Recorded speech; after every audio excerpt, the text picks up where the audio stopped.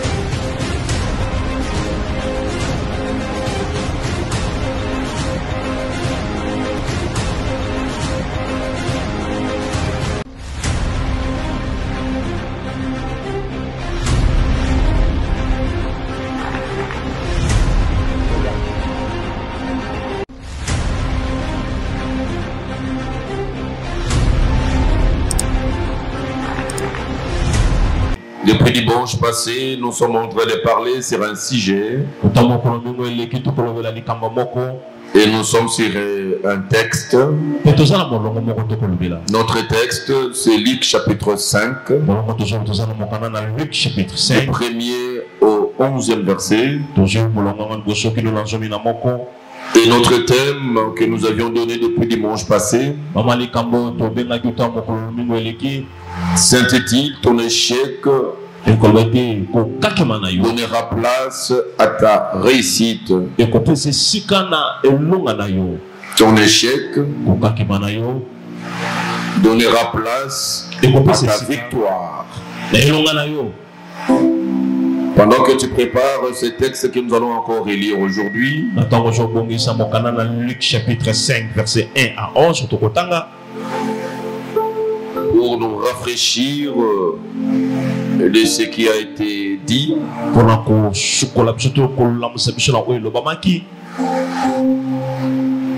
et je veux que tu saches que ton échec est en train déjà de laisser la place à la victoire. Et en réalité, c'est l'échec qui précède la réussite. Parce que la réussite est constituée de la somme des échecs.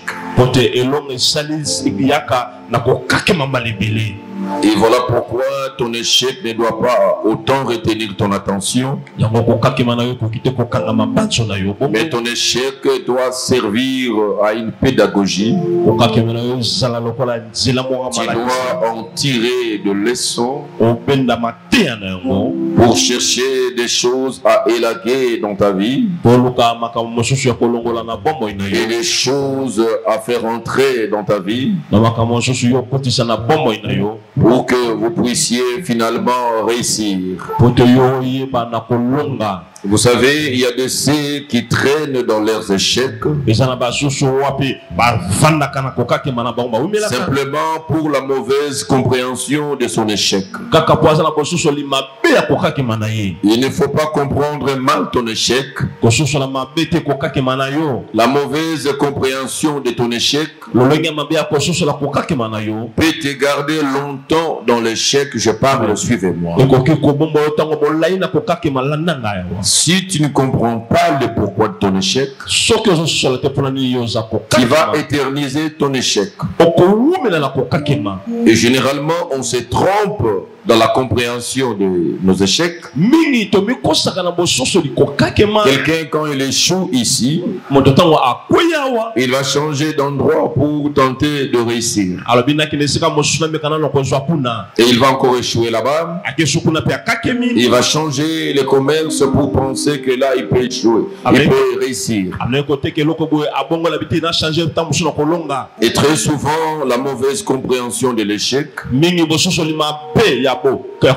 nous amène à penser que notre échec est lié à notre environnement.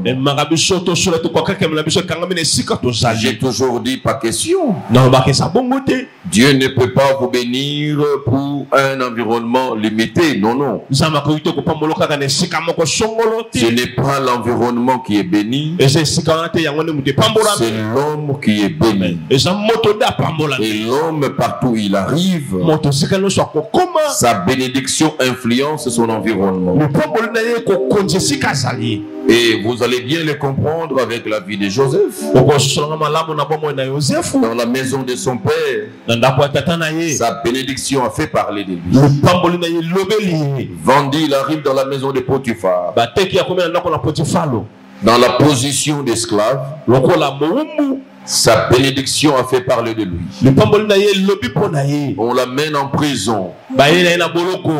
Dans la position de prisonnier, sa bénédiction a influencé même en prison. Donc, le problème n'est pas l'environnement. On n'est pas dit que là où je suis, ça ne marche pas. Si là où tu arrives, ça n'a jamais marché, mais l'homme qui peut le faire marcher vient d'arriver, c'est toi. Tu es l'homme qui est appelé à réussir là où tout le monde peut jouer.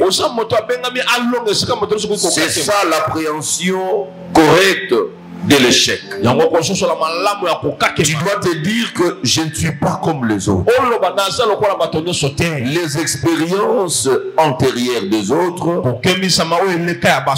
doivent pas forcément te guider. Et surtout pas installer la peur dans ta vie. Pour dire que m'écouter, ceux qui ont même beaucoup, ils ont un capital important, ils ont échoué. Ils peuvent échouer avec des capitaux importants. Mais moi, avec un petit capital, j'ai un grand Dieu dans ce petit capital pour réussir. Le discernement de notre échec, c'est la clé maîtresse pour réussir. Il faut comprendre pourquoi j'ai échoué. Et aujourd'hui, je suis venu te dire que tu n'as pas échoué par rapport à ton environnement. N'accuse pas l'environnement. Non, non, non, non, non. Ce n'est pas l'environnement qui est la cause de ton échec. Il y a bien plus autre chose que tu dois discerner et qui vont te permettre à réussir demain. Mais si les choses pour lesquelles tu es censé comprendre, discerner, tu ne les discernes pas, tu peux changer de milieu, tu peux changer d'environnement et continuer à souffrir. Bien aimé, il y a des gens qui ont échoué à Kinshasa. Ils sont aujourd'hui en Europe, en France et ailleurs. Ils sont en train de souffrir toujours. Donc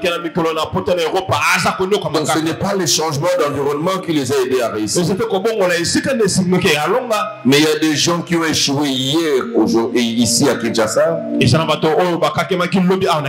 Mais aujourd'hui, ils sont en train de réussir. Ils n'ont pas changé de pays. Ils n'ont pas changé de ville.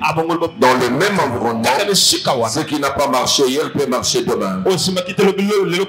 C'est à toi de discerner qu'est-ce qui m'a amené à cet échec. Qu'est-ce que je n'ai pas pris en compte pour le mettre en compte afin de réussir dans le même environnement. Luc chapitre 5. Notre texte de tous ces jours. Je vais le lire pour toi.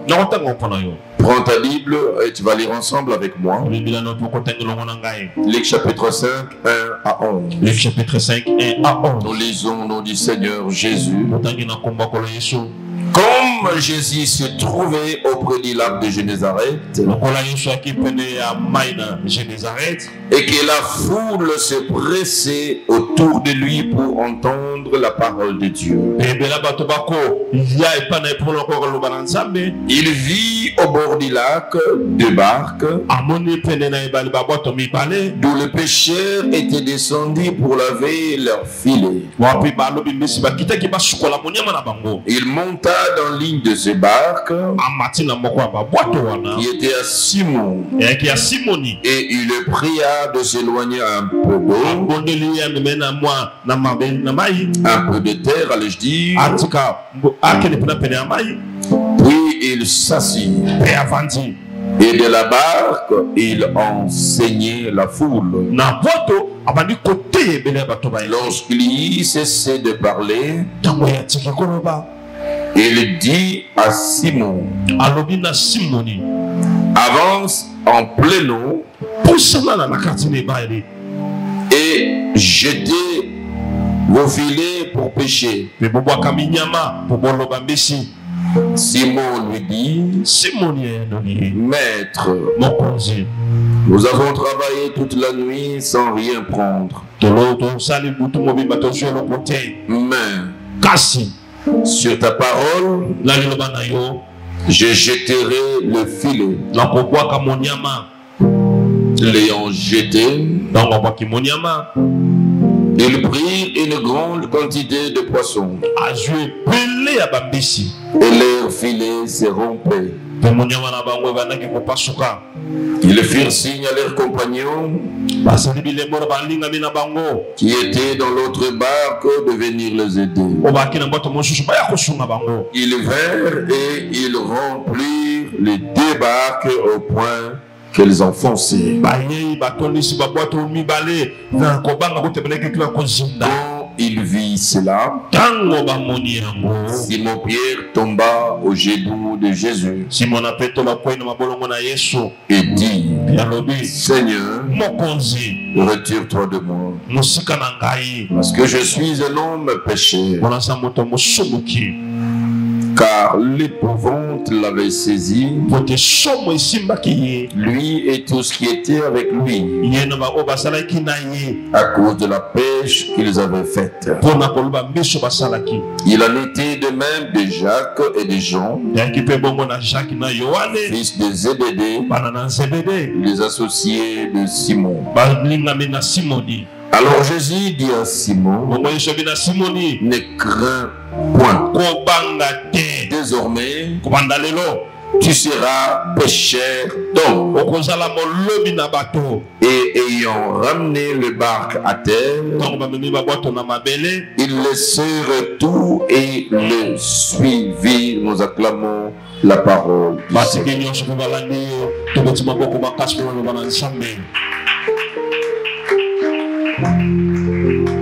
Gloire au Seigneur.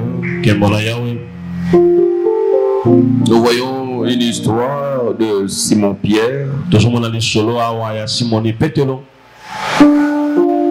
naturellement et professionnellement pêcheur.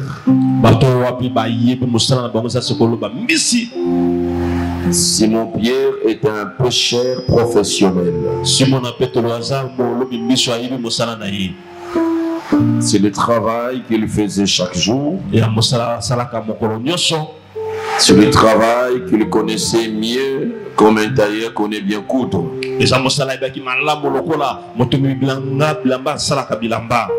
On pouvait trouver les défaillances dans d'autres domaines de la vie, mais chez Simon Pierre, pas dans la pêche parce que il était pêcheur professionnel.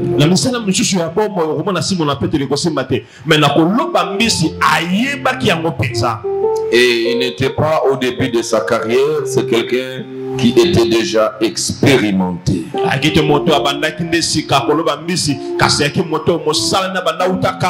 Et vous pouvez comprendre que c'était un pêcheur expérimenté, professionnel, dans la mesure où il va faire même la pêche la nuit.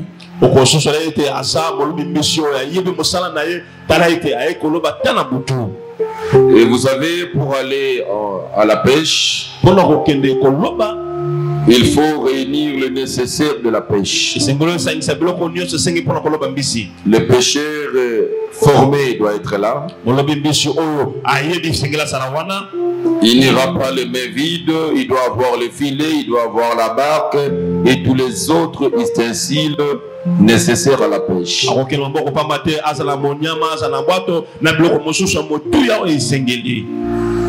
Pierre a réuni tout le nécessaire pour faire la pêche. Il avait la barque, il avait les filets, et je ne sais pas quoi encore nécessaire pour la pêche. Et il s'est engagé à pêcher. Il a connu des difficultés. Il a utilisé l'expérience pour pallier à ces difficultés. Et l'expérience l'amène à se soustraire la journée pour venir pêcher la nuit. Parce qu'il démontrait que là, il avait plus de chances de réussir la pêche. Quand on fait la pêche la nuit, c'est qu'on est expérimenté, on sait même le mode opératoire des poissons.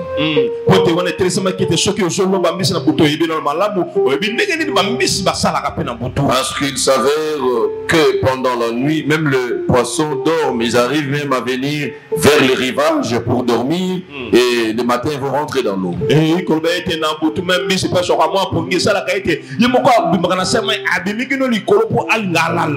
Pendant la nuit, le poisson nage presque à la surface et ils ne sont pas vraiment aux eaux profondes. Et nous sommes en face d'un pêcheur très expérimenté. Et quand il peut prendre toutes ces dispositions-là, et de par l'expérience, il était sûr qu'il n'allait pas échouer. Il avait tout réuni. Mais bien il arrive, il va pêcher toute la nuit, il n'a rien pris. C'est ce que l'Ecclésiaste, le sage, a dit, qu'il a vu sous le soleil que la course n'est point aux agiles, ni la guerre aux vaillants, ni le pain aux sages, mais tout dépend du temps et des circonstances.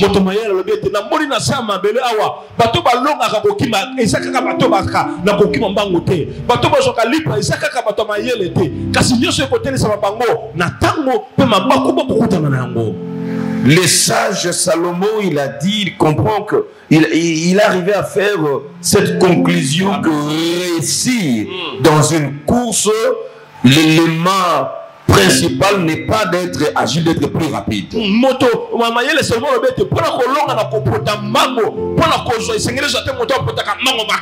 Parce qu'il a vu dans la vie que même ceux qui n'étaient pas plus rapides que les autres ont arrivé à réussir que ceux qui étaient plus agiles.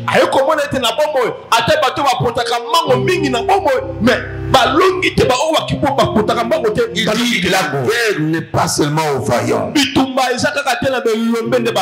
Il a vu des armées, de grandes armées de vaillants qui ont cédé leur ville, qui ont perdu dans la bataille en face des gens qui n'étaient pas plus armés que eux.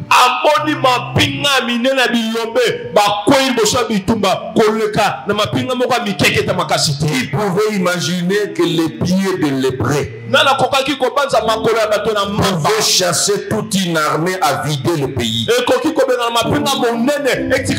Le pays qui avait une armée forte. Mais les lépreux, dont les pieds posaient d'abord problème pour marcher. Mais quand ils ont pris l'option d'entrer dans la ville, mais parce qu'ils avaient une donne particulière qui était Jésus, une armée forte, les a laissé le pays et après fui. Donc la guerre n'est pas aux vaillants. il avait raison. Quand nous prenons l'exemple de Simon-Pierre, nous ne savons pas pourquoi il a échoué.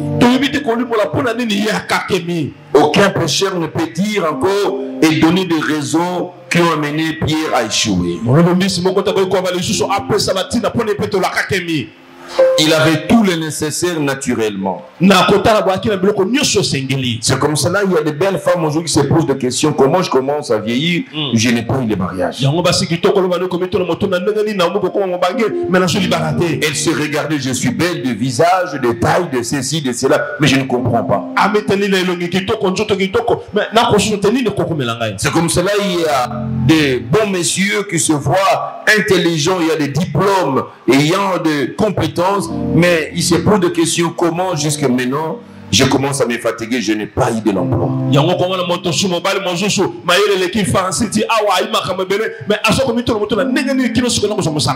Et vous verrez que, bien aimé, l'échec réunit plusieurs facteurs.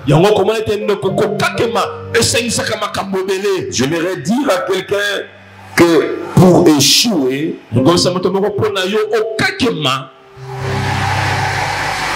et souvent nous échouons parce que nous nous appuyons sur ce que nous connaissons. Il y a des choses qui vont te faire échouer que tu ne maîtrises pas. C'est pour cela dans la vie, nous devons toujours avoir pour partenaire celui qui voit là où nous ne voyons pas. Amen. Il attend là où nous n'entendons pas. Celui qui peut prévenir certaines choses sans que nous puissions le toucher.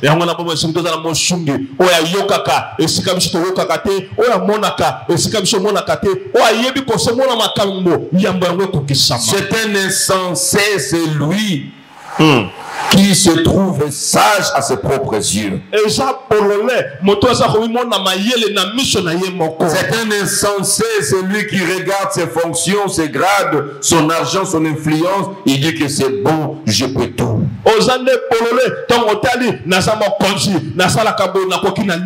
C'est un insensé, la Bible l'appelle insensé. Celui qui a pensé avoir amassé.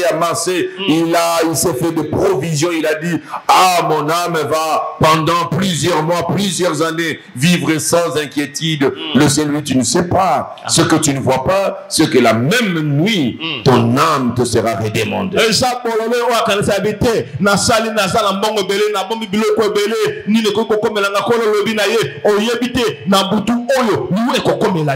Mais vous savez, quand nous regardons comment Simon-Pierre a échoué toute la nuit et heureusement pour lui le matin, et un homme se présente à côté de lui. Il s'appelle Jésus-Christ. Et une nouvelle histoire. Bien aimé, la transition entre l'échec et la réussite s'appelle Jésus. C'est le passage de Jésus qui va te faire basculer de l'échec vers la réussite. Voilà cet homme qui était déjà en train d'emballer ses filets pour partir. Et c'est en ce moment-là que quelqu'un se pointe. Jésus se pointe. J'aime souvent pas en retard, pas en avance, mais au temps et au moment opportun. C'est quand tu commences à plier maintenant le filet. C'est quand tu commences à faire maintenant le testament à tes enfants. C'est quand tu commences à penser que c'est fini vraiment. Et c'est en ce moment-là que Jésus se présente. Et quand il se présente, souvent il ne se présente pas avec beaucoup de garanties. Il se présente comme un petit nuage à la forme de la paume de la main. Amen. Comme le serviteur du prophète a dit. Jésus qui annonce une grande pluie dans ta vie, amen, il vient généralement comme un petit nuage que, amen, tu peux négliger. Jésus vient se pointer devant lui. Et non seulement il se pointe, il vient avec ses exigences aussi. Mais c'est que Simon ne savait pas que l'arrivée de Jésus, les exigences de Jésus, et toutes ces choses allaient concourir pour sa réussite. Jésus se pointe. Et une nouvelle expérience commence. Et vous savez, quand nous sommes en train de lire ces textes, vous savez, dès le premier verset, je lisais encore ce matin quand j'étais ici, on nous dit comme Jésus s'est trouvé auprès du lac de Génézareth. Comme Jésus s'est trouvé. Vous savez, la grâce que nous avons, c'est que dans tous les échecs qui nous entourent, nous devons seulement bien ouvrir les yeux. Jésus n'est pas loin de nous. La Bible dit il s'est trouvé comme Jésus s'est trouvé auprès du lac de Génézareth. Jésus s'est trouvé dans le lac qui a fait échouer Simon-Pierre. Dans l'environnement qui a fait échouer Simon-Pierre. Bien-aimé, pendant que tu es en train d'échouer, pendant que tu t'embourbes dans les ténèbres, la lumière n'est pas loin du ténèbre. Jésus qui dont la réussite n'est pas loin de ton lieu d'échec. C'est là qu'il était en train d'échouer que l'homme réussite et l'homme solution n'était pas non plus loin. Ah, vous comprenez pourquoi je dis que tu ne peux pas changer d'environnement. La mauvaise compréhension, le mauvais discernement de l'échec te poussera à changer l'environnement. Sans le savoir, quand tu changes l'environnement, tu es en train de t'éloigner de la réussite de l'homme qui donne la solution à ton échec. J'aimerais bien te dire là où même tu as échoué, c'est là même qu'il y a la solution à ta réussite. Notre Dieu n'est pas loin de nous. Là où tu es en train de jouer, c'est là même que celui qui donne la réussite est là. Je prie Dieu ce matin, il puisse ouvrir les yeux des uns et des autres. Souvent c'est parce que nos yeux sont voilés. C'est parce que nos yeux sont voilés que nous coupissons dans la souffrance. Bien-aimé, il faut que tes yeux s'ouvrent pour découvrir, au lieu de commencer les lamentations, au lieu de commencer les plaintes et de plaire, que tu découvres que dans le même lac de Génézareth se trouve Jésus. J'aimerais te dire que là où le médecin te dit que c'est fini, c'est là même se trouve celui qui te dira que ça vient à peine de commencer. J'ai parlé à quelqu'un là où le médecin est en train de t'intimider. Il est en train de te transférer la peur pour dire qu'il ne te reste que 2 mois de vie. C'est que ton médecin ne sait pas. À côté de lui, il y a le médecin de médecin. Et je peux te dire qu'après ces 2 mois-là, il y a encore de nombreuses années qu'il te donne. À côté de nos échecs, Jésus n'est pas loin. Nous devons chercher à les découvrir. Il est où? Là où tu as échoué, Jésus est dans le même périmètre. Il n'est pas loin. Il n'est pas loin. On dit au même endroit. Comme Jésus s'est trouvé. J'aimerais te dire que Jésus se trouve là où tu es. Il se trouve dans cette église avec les mêmes problèmes. Jésus est là. Dis à celle-là qui dort avec le chevet de Maman Marie Lamuka. Là où tu es, tu es en train d'échouer. Jésus est là. Ne quitte pas ce lieu. Je ne vois pas. Je ne vois pas clair. Je ne vois pas les changements. Ne pas voir les changements ne veut pas dire qu'il n'y a pas de changement. Je reprends. Ne pas voir le changement dans ta vie ne veut pas dire qu'il n'y a pas de changement ni celui qui change des choses. Le problème c'est de bien voir. Et j'aimerais encore le paraphraser pour dire là où tu n'as pas trouvé de poisson, cela ne veut pas dire qu'il n'y a pas de poisson.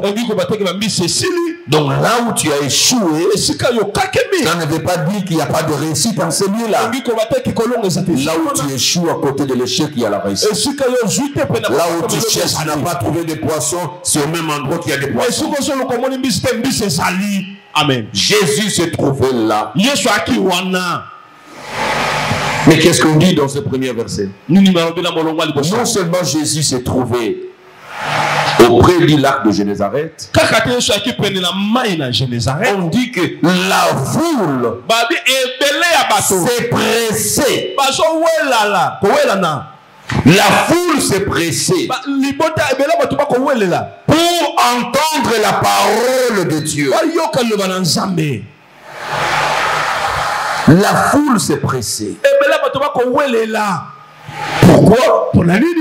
Pas pour la pêche, pas pour les poissons, pas pour quoi que ce soit. Mais la foule s'est pressée pour écouter la parole de Dieu. Ça c'est extraordinaire. Amen. Voilà les chrétiens authentiques. Quand ils viennent chercher Dieu, ils ne viennent pas chercher le poisson, mais ils viennent chercher entendre la parole de Dieu. Parce que s'ils cherchent le poisson, aujourd'hui, demain, ils en auront encore besoin. Mais ces hommes, ils sont venus écouter la parole. C'est comme cela que Christ va remarquer. La foule qui cherche à entendre la parole. Mais il y a un homme qui s'en passe de la parole pour chercher le poisson. Et pourtant, la solution à son problème ne passera que par la parole qui doit être. C'est comme cela qu'il a appelé Simon. Il dit Simon, viens. Nous avions dit le dimanche passé, en jetant le regard, Jésus a vu d'abord des barques avant de voir des hommes. La Bible dit, il a vu 2 barques. Mais le nombre de personnes qui étaient dans chacune des barques, on n'en parle même pas. Et Jésus va se choisir une barque. La barque qui appartenait à Simon. Qu'est-ce que tu as, frères et sœurs, qui peut attirer Jésus vers toi? Qu'est-ce que tu as, frères et sœurs, que le Seigneur peut utiliser pour atteindre ses fins? Le Seigneur a ses calculs de gagner des âmes. Simon a ses calculs d'avoir le poisson. Les deux intérêts diamétralement opposés. Et c'est ce que nous vivons dans notre génération. Nous avons des désirs qui sont diamétralement opposés avec les besoins de Dieu. C'est ce qui est en train de témoigner que l'Église est composée des hommes qui sont purement charnels.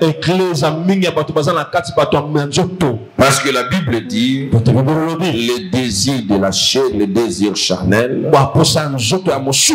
sont opposés au désir de l'esprit. Dieu est intéressé par l'esprit de l'homme. L'homme est intéressé par sa chair. Il y a conflit d'intérêt. Il y a conflit d'intérêt entre toi et Dieu. Il y a un conflit d'intérêt entre toi et Dieu. Et c'est ce conflit d'intérêt qui peut être à la base de ton échec. Je fais tout, je ne réussis pas. Tu peux échouer parce que tes intérêts sont en conflit avec les intérêts de Dieu. C'est comme cela que dans la démarche, Christ vient. Il dit à Simon, donne-moi ta barque. Le changement, la réussite dans ton échec commence par là. Le Seigneur demande quelque chose dans ta vie.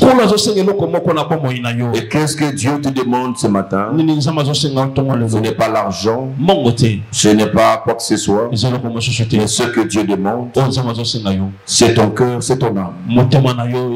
Il dit à Simon, donne-moi ta vie. Donne-moi ton cœur.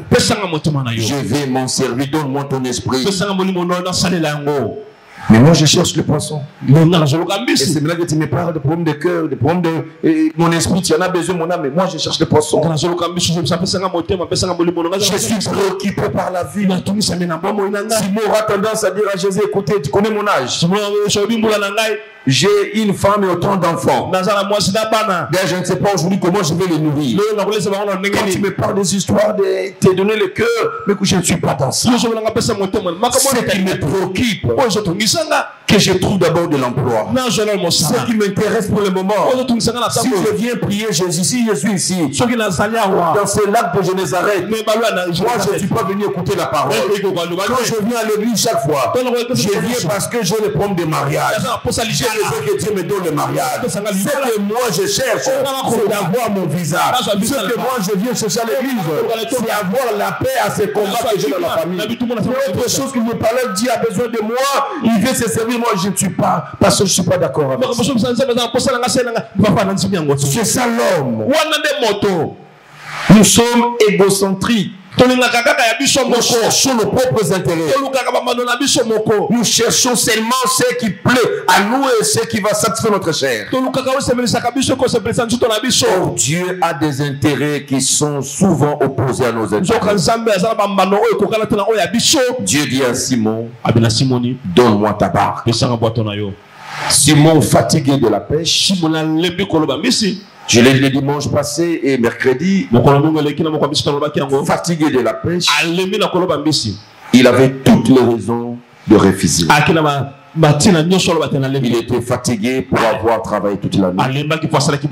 Il avait sommeil pour n'avoir pas dormi toute la nuit. Il avait faim parce qu'il était debout toute la nuit. Il avait des douleurs sur le corps parce qu'il ne s'est pas reposé toute la nuit. Il avait toutes les excuses valables pour dire à Dieu, je ne suis pas prêt. Je ne suis pas prêt à te servir maintenant. Regarde mon âge, regarde mon mariage. Mon mari, souvent quand je traîne à l'église, il n'est pas d'accord. Nous avons toujours des raisons à donner à Dieu. Et là, Simon avait des raisons valables. Je dis ici que vous devez retenir ça une fois pour toutes. Il n'y a aucune raison humaine que Dieu acceptera. L'homme n'aura jamais de raison à donner à Dieu. Il a refusé des raisons de plus extrêmes.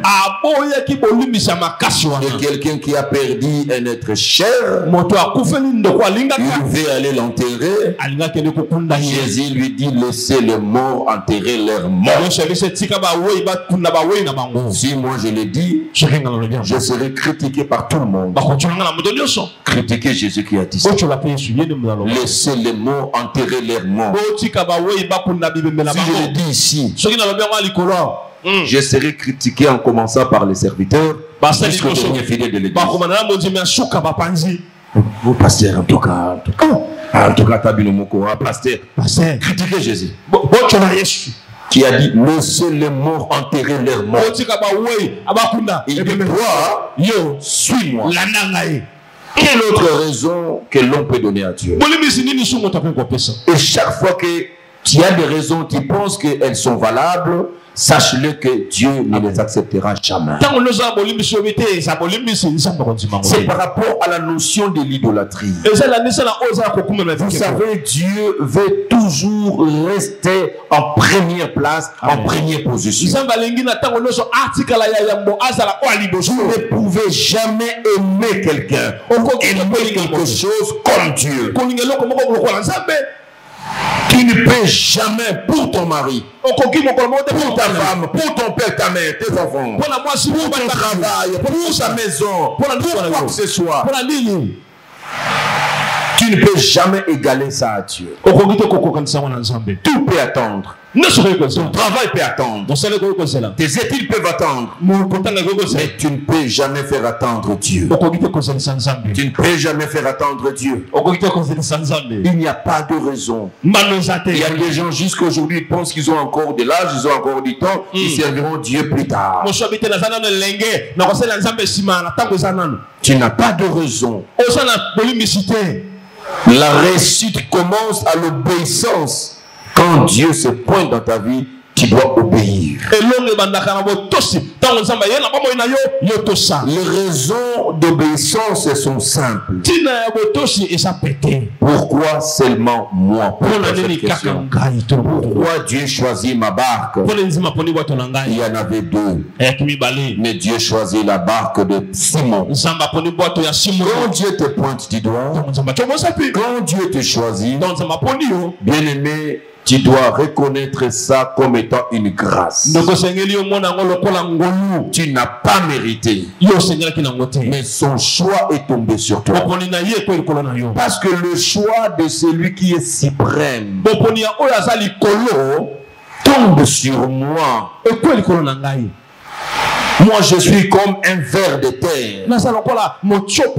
Mais le choix du Tout-Puissant tombe sur moi. C'est la reconnaissance de cette grâce qui m'obligerait à ne rien refuser à ce que Dieu est en train de demander. Et c'est ce qui a fait réussir Simon. Il accepte. Il ne se justifie pas. Il ne donne pas de raison. Et quand il accepte de donner la barque, quand tu donnes ta vie à Christ, tu acceptes que Dieu puisse se servir de toi. Cela ne finit pas. Qu'est-ce qu'il a dit à Simon? Avance un peu dans l'eau. Parce que la rencontre s'est faite sur les rivages. Il dit, prends la barque, je monte dedans, mais tu avances. Donc quand tu donnes ta vie à Christ, Christ entre, le miracle ou la réussite ne commence pas là. Il va d'abord t'obliger, il va te commander à changer ta position. Le Seigneur te trouvera dans une position. Raison pour laquelle on ne te demande pas d'être converti avant de venir à l'église. On ne te demande pas de changer l'accoutrement avant d'entrer à l'église. Tu dois venir entrer tel que tu es. Simon Pierre était presque nu. Il n'avait pas l'honneur. Mais il vient devant Jésus dans cet état-là. Le Seigneur monte dans sa barque et il lui fait changer la position.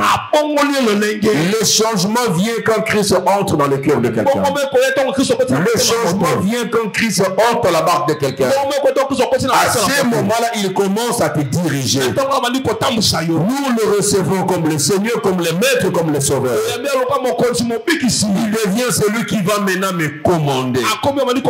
Il commande à Simon. Entre dans l'eau. Simon, sans réfléchir, sans réclamer, sans donner de raisons.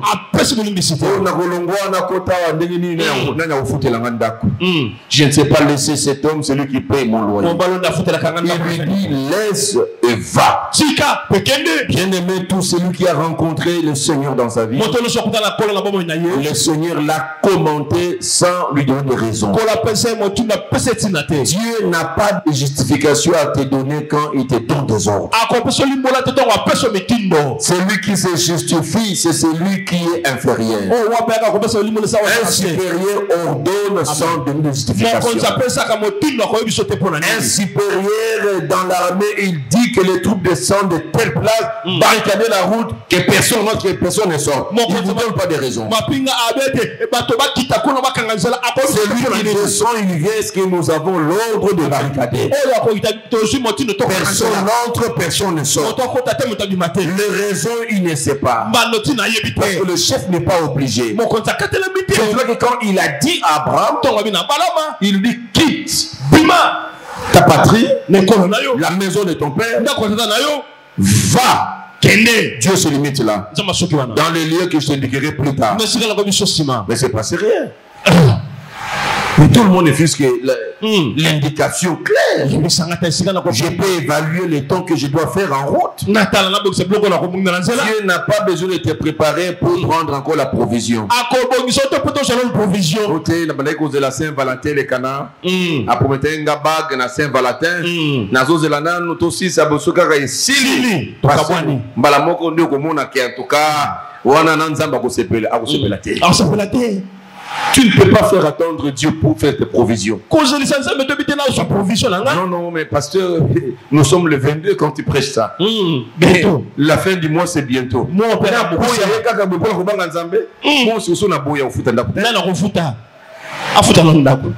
Dieu te commande. Tu n'as pas besoin de réfléchir. Le reste, il va s'en charger. Vous savez, quand vous lisez ces textes, vous verrez que notre Dieu, c'est pas pour rien que par la suite, Simon l'appelle maître. Et ça peut maintenant Simon l'appelle maître, il l'appelle coach. Maître veut dire le coach. Un coach ne te demande pas que tu fasses les choses pendant qu'il ne sera pas là. C'est cela que nous allons voir quand il lui a dit va, jette le filet. Jésus n'est pas parti. Comme coach, il était là. Il est en train de t'attendre jusqu'à ce que tu vas réussir. Il dit à quelqu'un, il ne te laissera pas. Quand il te dit de faire quelque chose, fais-le. Il restera là jusqu'à ce que tu auras des poissons pour pouvoir vivre seul. C'est un bon maître, c'est un bon coach. Ce n'est pas quelqu'un qui te demande de faire les choses et il t'abandonne. Il dit, je ne te laisserai pas, je t'abandonnerai jamais. Il sera toujours là avec toi. Amen. Amen. C'est un bon coach, notre Dieu. Un bon coach. Avance en pleine eau. Il faut quitter le rivage, frères et sœurs. Tu es encore dans le rivage. Le miracle et la réussite ne viendra pas dans le rivage. Je viens déjà à l'église. Mais aux intercessions, je viens. Je commence à me donner les dîmes. Mais est-ce que tu as avancé en eau? Tu as rencontré Christ sur le rivage, ne reste pas là. Il faut changer de position. Du fond de ton cœur, le Seigneur a des choses qu'il te dit. Laisse ça. Il faut laisser le rivage. La réussite, c'est dans le zoo. La paix, c'est dans le zoo. Mais et non dans le rivage. Ce n'est pas là où on rencontre Christ que là où on reste. Même Saul, ce n'est pas là où il a rencontré Christ, il est tombé. Il n'est pas resté là. Quand il se réveille, il perd ses yeux. Dieu lui déplace. Il va quelque part. Il va dans cette maison. Il dit tu feras 3 jours. Et là il va parler à quelqu'un. Pour aller le voir, l'imposer les mains. Il va l'imposer les mains. Et le ministère va commencer. On ne reste pas là. Avant ensemble. Voilà comme elle. Ensemble. Spirituellement. Est-ce que c'est normal? Avant de prier, tu avais une vie. Tu rencontres Christ dans ta vie. Comment tu peux faire la marche avec le même comportement? Il faut le changement de position. Il faut quitter le rivage. Il y a des choses que tu dois laisser tomber. La réussite, après tes échecs, j'ai découvert que quand je rencontre Christ, je ne dois pas rester dans le rivage. Dans le rive, il n'y a pas de miracle. Mais je dois accepter d'obéir. Il me dit va. Et quand Dieu t'envoie, va. Il ne te dit pas que tu vas rencontrer des vents contraires. Il ne te prévient pas qu'il y aura des tempêtes. Il te dit va. Toi obéis et pars seulement. Comment il dit à ses apôtres? Allez de l'autre côté du monde. Mais pendant qu'il y avait une tempête qui a failli les emmener pendant les eaux. Quand Dieu te dit va, il ne te dit pas qu'il y aura des tempêtes. Mais quand il ne te le dit pas, cela ne veut pas dire que Dieu est ignorant de ça. Dieu connaît les problèmes que tu vas rencontrer. Depuis que j'ai commencé à prier, pasteur, regarde, je manque même le lait de beauté. Je ne sais pas, même ce temps commence à me biper encore. Quand Dieu te dit va, et ce que tu vas rencontrer de précarité, il y aura des tempêtes. Mais rassure-toi, quand cette tempête est là, il sera toujours là. Il sera là. Tu dois obéir. Tu dois obéir sans calcul. Frères et sœurs, nous souffrons, nous échouons parce que nous voulons philosopher, nous voulons calculer, nous voulons imaginer, nous voulons extrapoler. Non, il faut obéir comme un enfant qui obéit sans réfléchir. Quand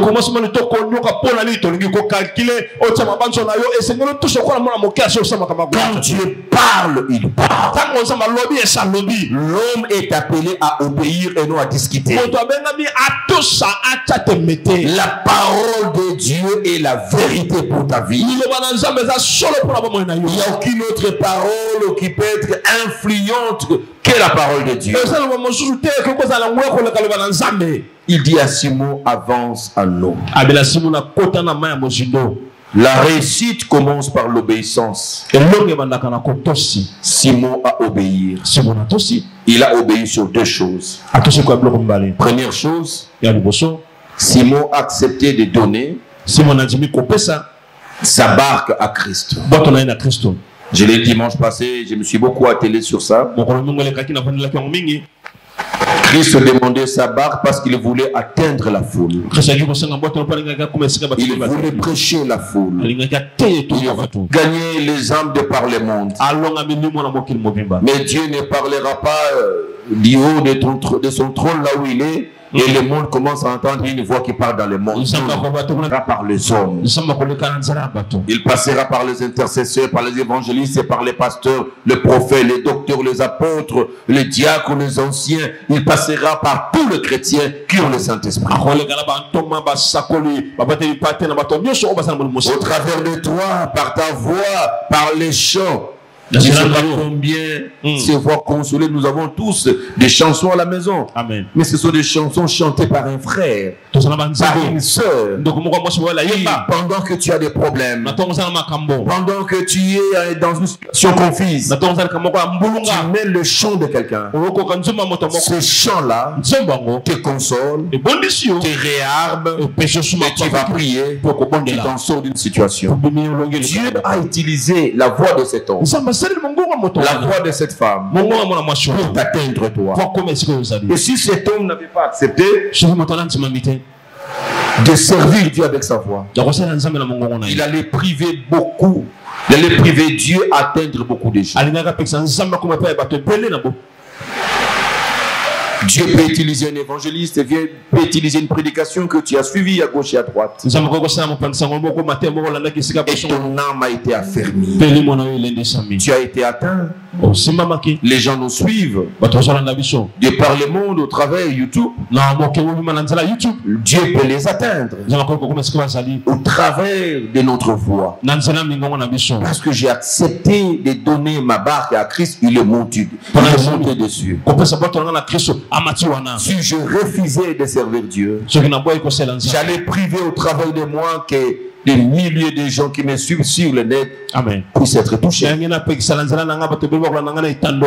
que je cherche mes propres intérêts, je cherche l'argent, je cherche le travail, je cherche la santé, je cherche je ne sais pas moi quoi. Dieu a d'abord besoin de moi pour atteindre les âmes. C'est la place où chacun de nous doit donner dans l'œuvre de Dieu. Tu es un fils et une fille du royaume. Tu dois travailler pour le royaume de Dieu. Bien-aimé, je le dis et je le répète. Nous passerons devant le jugement de Dieu. Nous passerons devant le jugement de Dieu. Et nous passerons pourquoi? Oh, Dieu va nous juger de nos péchés. Quel péché? Tu en as fait combien? Je n'ai pas le péché. Que Dieu va me juger. Premièrement, tout péché que je confesse, il donne et il oublie. C'est la parole de Dieu. C'est Dieu qui a oublié mes péchés. Il se souviendra de mes péchés le jour du jugement. Non. Le sang de Jésus m'a justifié. Mais je passerai au jugement au regard des dons que Dieu m'a donnés. Je rendrai le compte. Je t'ai donné ces dons de la parole. Je t'ai donné ces dons de puissance. Je t'ai donné ceci et cela. Qu'est-ce que tu en as fait? Je dirais au Seigneur, regarde, tu verras les Sephora, les Charlie, les Parfaits, les autres. C'est avec le temps que tu m'as donné, que j'ai exercé. Il va dire, fidèle serviteur, entre dans mon royaume. Parce que là-bas, tu as travaillé pour moi. Ici aussi, tu régneras avec moi. Tu régneras sur 10 villes. Parce que je t'ai donné 5 dons. Tu as gagné 5 autres. Quels sont les 5 dons que j'ai gagnés? J'ai gagné des gens qui ont des dons qui servent aussi Dieu. Il va m'établir. Il va te demander, toi, je t'avais donné quel don? Oh, moi, il y avait ça, Seigneur. Mais un jour, j'étais fâché. J'avais fait ça. Chacun passera selon ses dons. Il va te dire, toi, frère Guélor, tu as fait quoi avec les dons que je t'ai donnés? Frère Guélor, avant j'évangélisais, avant je faisais ceci, mais après je ne voulais pas les promets avec des gens. Seigneur Mokili Makambo, na préféré na vivre na la bakopo na. Don na yo kaka ndengo pesa. Ce qui a voyé malako sala kapelo koyoka. Na garder yango méchant serviteur. Il va le jeter dans le feu. Dieu n'a pas besoin que tu gardes ce qu'il t'a donné. Il fait par le don qu'il t'a donné qu'il puisse atteindre des foules, qu'il puisse atteindre des multitudes. C'est pour ça que tu passeras au jugement. Il va juger chacun de nous selon ce qu'il nous a donné. Et la Bible dit, il n'a rien. Il n'y a personne qui dira qu'il n'a rien reçu. C'est lui qui exerce le don de Dieu. Il y a un bénéfice. Il verra que Dieu va lui ajouter d'autres dons qu'il n'avait pas avant. Remarque quand tu es zélé. Quand tu t'appliques corps et âme dans l'œuvre du Seigneur, le Seigneur prendra les dons qu'il a donnés à X personnes qui n'utilisent pas, il viendra t'ajouter ça. Tu vois que Dieu continue à ouvrir le don. C'est parce que Dieu, il a vu ta disponibilité. Vous savez, quand on dit que la foule s'est pressée auprès de Jésus, cela veut dire qu'il s'est disponibilisé à Jésus. Tu as besoin de donner ta disponibilité à Jésus. Donne de ton temps à Jésus. Cela est très très important. La barque. C'est la première des choses si tu veux. Tu veux que ton échec donne la place à la réussite. Comment tu vas prendre ta barque? Donne à Jésus. Et quand tu donnes ta barque à Jésus, ne fais pas la sourde oreille. Écoute ce qu'il te dit. Obéis à ce qu'il te dit. Quand le Seigneur te dit arrête, arrête frères et sœurs. Quand il te dit abandonne, abandonne frères et sœurs. Quand il te dit ne fais plus ça, ne fais plus ça. Quand il te dit que avance encore, avance. Il n'y a que lui qui connaît le meilleur pour toi. Il n'y a personne qui connaît le meilleur pour soi-même. Mais c'est lui qui voit tout. Quand il te dit va en eau, n'aie pas peur que tu vas mourir dans l'eau. Tout ce que Dieu demande a un risque. C'est lui qui est sur les rives. Il est en sécurité qu'il soit dans l'eau. Mais Dieu, dans ce qu'il nous demande, Dieu peut te sortir de ton confort naturel et te mettre dans une position inconfortable. Il te demande de quitter le rivage. Pour celui qui naviguait sur l'eau, quand il arrive sur le rivage, il se sent maintenant en sécurité. Parce que sur les eaux, le danger est permanent. Le risque est très élevé. Mais quand tu es dans le rivage, c'est une zone de confort que tu as développée. Quelle est ta zone de confort qui te fait vivre chaque jour? Quelle est ta zone de confort qui te donne à manger, à boire et la survie de chaque jour? Tu as créé une activité qui est ta zone de confort. Mais Dieu peut te demander de quitter là. Il t'envoie dans les eaux. Et là où tu quittes, constituer une zone de confort. Et là où Dieu t'envoie, ça constitue une zone d'inconfort à première vue. Parce qu'il y a un risque. Il demande à Abraham de quitter sa zone de confort familial. Il était chez son père. Il était dans une maison. Il avait une chambre peut-être. Il avait un lit. Il était rassuré de manger chaque jour. Dieu lui dit quitte cette zone de confort. Il dit mais je mange ici. Je bois ici. Et c'est ici que je me cache du soleil, de la nuit, des intempéries. Dieu lui quitte. Va où? Il ne sait pas. L'homme quitte, commence à marcher. Il ne sait pas où il va. Il n'a même pas des explications à donner à ses parents. Il va leur dire au revoir sans leur dire où il part. Tu pars où? Je ne sais pas, mais je pars. Donc Dieu souvent quand il intervient dans notre vie, il nous sort de notre zone de confort habituelle. Tu sortiras de ta zone de confort naturelle. Et Dieu te mettra dans un espace à risque élevé. Et je suis venu te dire, il faut apprendre à prendre les risques avec Dieu. Il ne faut jamais camponner dans ta zone de confort.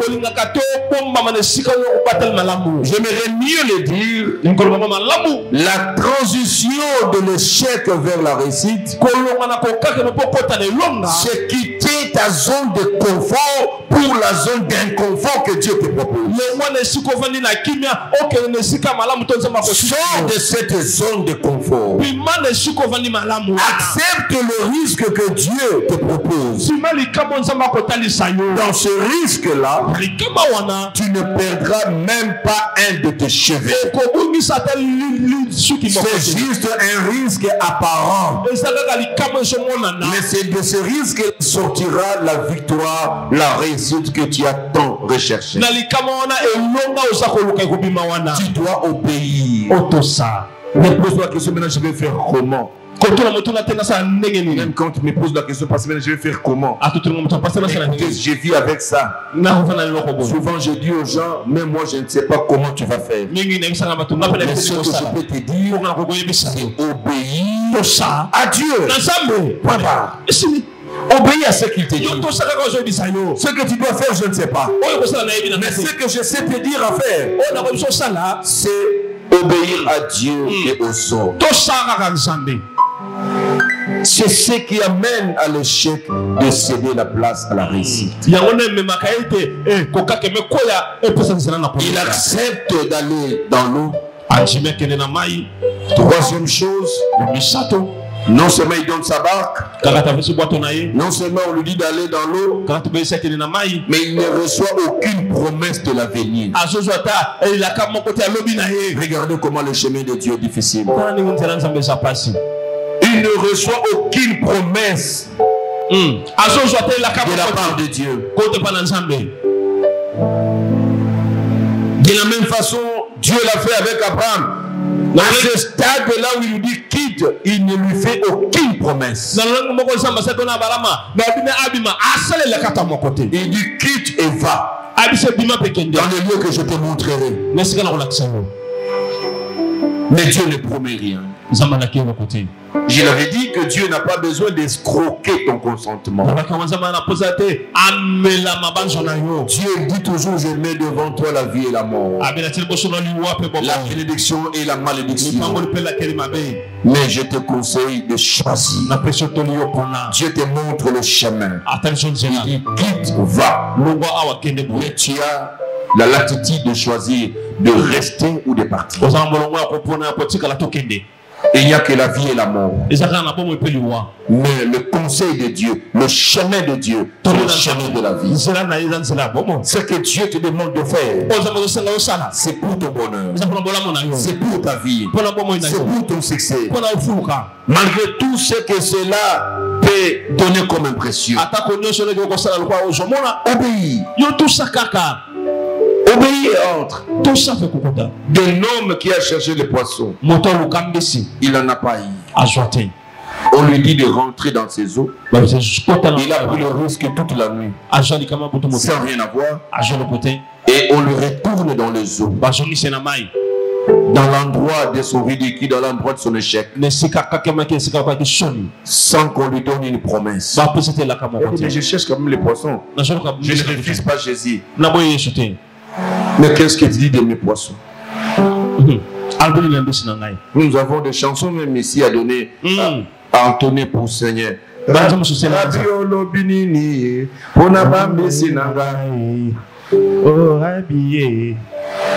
Rabbi t'envoie, mais tu poses la question.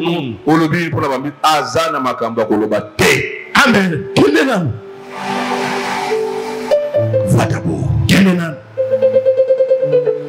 Donc Dieu met Simon dans une situation où, comme si Simon veut rendre service à Dieu après, parce qu'il n'y avait aucune promesse.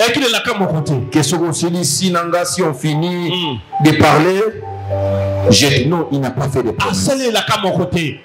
Quand tu ne comprends pas, souvent nous disons que je ne comprends pas. Mais quand tu ne comprends pas, tu ne comprends pas parce que Dieu n'a rien dit. Et quand Dieu n'a rien dit, tu ne vas rien comprendre.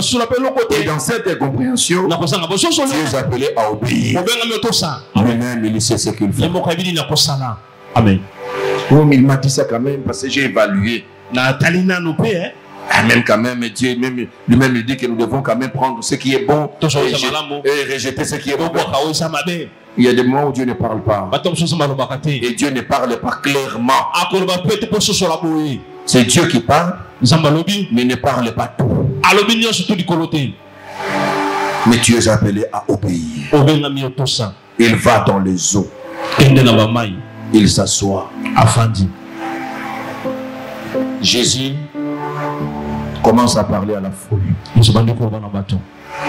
Lui aussi, ses oreilles étaient où? Il y a des choses dans la vie. Cela veut dire, Simon se retrouve dans une situation de souffrance aiguë.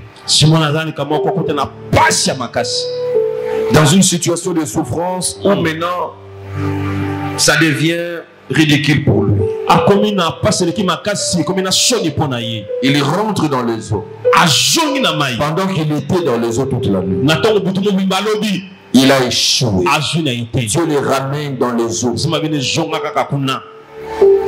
Pas pour avoir les poissons. Amen. Donc il y a de ces péchés qui sont venus le matin. Ils sont entrés dans les eaux pour pécher. Et quand ils les voient encore retourner, ils disent ah, oh. Mais les choses.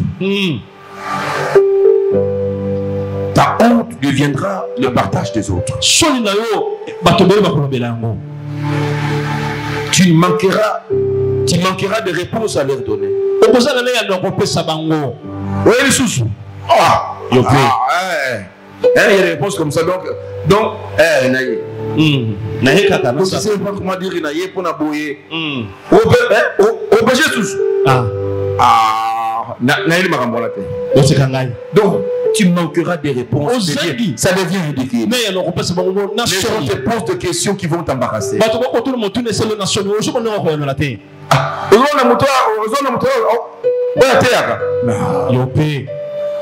Non, il faut obéir.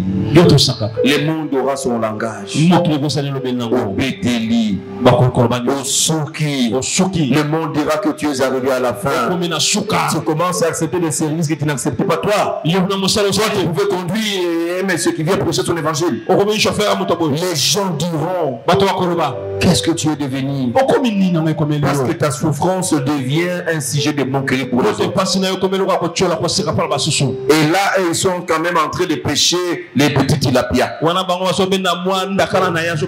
là, tu es en train d'amener le maître. Laisse ceux qui gagnent les tilapias. Laisse ceux qui gagnent un peu les ndakala. Toi, conduis d'abord le maître. Lui, il accepte de conduire d'abord le maître. Il laisse le maître faire son travail. Bien-aimé, ne sois pas pressé de la bénédiction.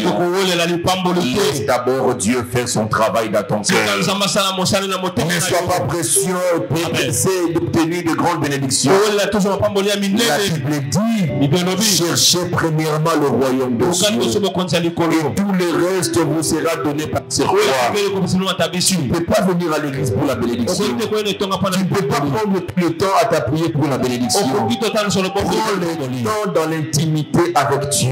Dans l'adoration, dans la louange, dans la célébration. Reste dans la connexion avec le Seigneur. Pas pour chercher les t'habille, pas pour chercher l'argent. Laisse-lui faire son travail.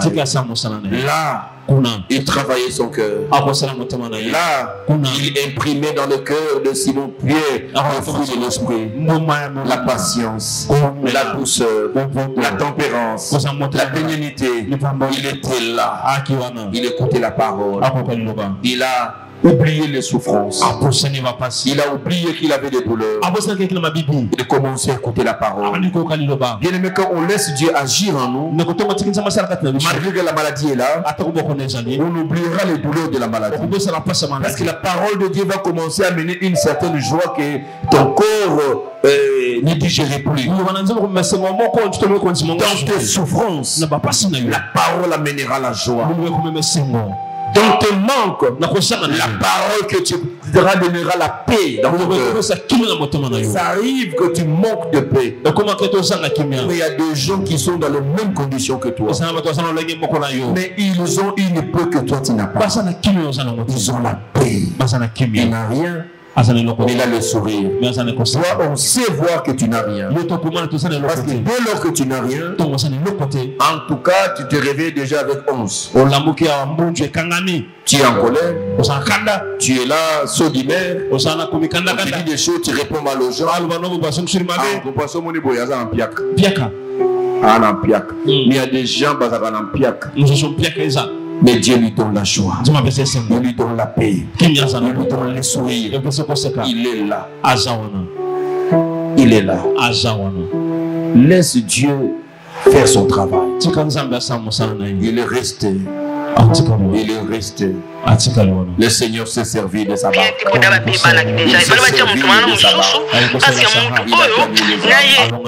Il a prêché. Il a prêché. En prêchant, il a prêché la foule. Il a prêché aussi Simon. Il a prêché la foule. Il a prêché Simon. Il a prêché la foule. Il a prêché Simon. La Bible dit, la foi vient de ce qu'on attend. Ce que l'on entend vient de la parole de Dieu. La parole de Dieu entre en Simon, crée la foi. Jésus finit. Il descend de la barque. Il dit à Simon, je t'ai donné la matière première. C'est la parole. Mais dans la parole que j'ai donnée, ça doit entrer. Tu as écouté? Ça remplit ton cœur. Ça doit sortir de ta bouche. C'est la parole qui provoque la prière. C'est la parole qui provoque la foi et cette foi amène quelqu'un à exprimer sa foi dans la foi. La prière que Dieu exauce, c'est la prière de la foi. Donc une prière qui est une conséquence de la foi. La foi est une conséquence de la parole. J'ai écouté la parole. La parole a dépouillé tout ce qui était comme forteresse que le médecin a élevé sur moi. La parole a créé la foi en moi et sur base de cette parole je commence à prier. Le Seigneur dit à Simon, cette parole, il faut créer de l'intimité. Va en profondeur. Tu as écouté, mais il faut que maintenant tu le développes en toi. Entre dans l'intimité. Va dans les eaux profondes. Et là, tu jetteras le filet. C'est cela qui est en réaction. Simon a dit, en tout cas j'ai péché toute la nuit. Personne ne pouvait me demander de retourner dans le zoo. Parce que je connais les eaux plus que tout le monde. Si j'ai échoué la nuit, ce n'est pas le matin que je peux réussir. Même si j'ai péché la nuit, j'ai échoué. Par expérience, ce n'est pas la journée que je peux avoir le poisson que je n'ai pas échoué. Mais il y a une nouvelle donne qui vient d'entrer en moi. Quand j'étais assis dans la barre, j'ai écouté la parole. Cette parole m'a bouleversé. Cette parole a dépouillé mes expériences. Cette parole a suscité la foi. Il dit au Seigneur, sur ta parole, pas sur mes connaissances, pas sur mes relations, pas sur ce que je sais faire, mais sur ta parole, je jetterai le filet. Mais pourquoi il veut aller jeter le filet? C'est parce qu'en écoutant la parole, il a compris que toutes choses ont été faites par la parole. Il a compris que les poissons ont été faits par la parole. Aussi n'ont pas obéi au filet. Les poissons obéissent à la parole. Il dit, je rentrerai sur ta parole. Je jetterai le filet. Il a jeté le filet, pas par expérience. Laisse tomber tes expériences. Laisse tomber tes connaissances. Laisse tomber les dires des médecins. Laisse tomber ce que tu as vu dans ton corps.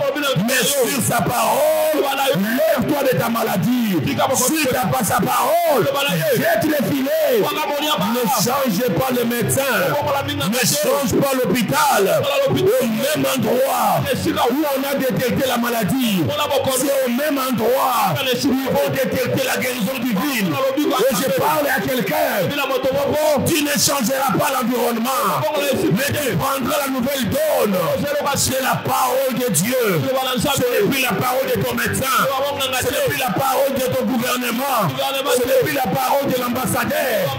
Mais sur sa parole, je rentrerai dans la même ambassade. Sur sa parole, là où tu as refusé le visa, tu rentreras au même endroit. Le même ambassadeur, même par inadvertance, il mettra la parole de Dieu.